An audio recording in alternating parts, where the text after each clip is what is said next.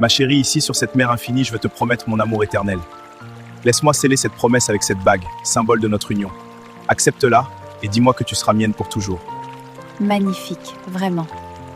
Mais avant que je pleure de joie, clarifions un détail de logistique pure. Tu viens de jeter nos rames par-dessus bord. Je ne les ai pas jetés, Toiko. Je les ai sacrifiés. La nuance est primordiale. Les sacrifices impliquent une vision esthétique. Une vision esthétique ? Malik, le Pacifique fait 165 millions de kilomètres carrés.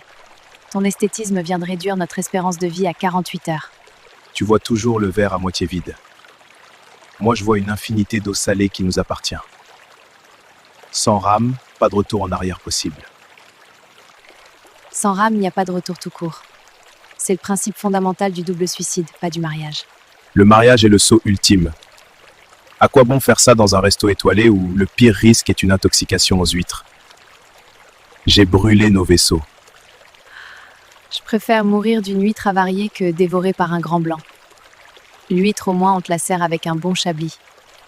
L'univers s'en fiche de nous. Justement, l'univers s'en fout. Il est froid, vide, cynique. Alors aujourd'hui, on le force à regarder. Je voulais marquer cet instant à tout jamais, Toiko. En nous transformant en nourriture pour plancton ? C'est un concept romantique incroyablement biodégradable. Nous sommes statistiquement morts. C'est l'essence du risque, chérie. Je vis pour le frisson. Mais le plus grand risque de mon existence, c'est de vivre un seul jour sans toi. C'est la réplique la plus ringarde, suicidaire et fascinante que j'ai jamais entendue de toute ma vie.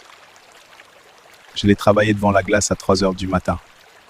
On affronte le néant cosmique ensemble, Madame Bélier?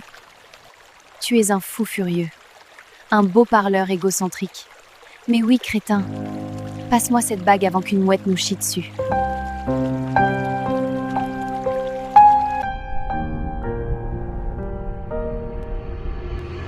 C'est si paisible ici avec toi.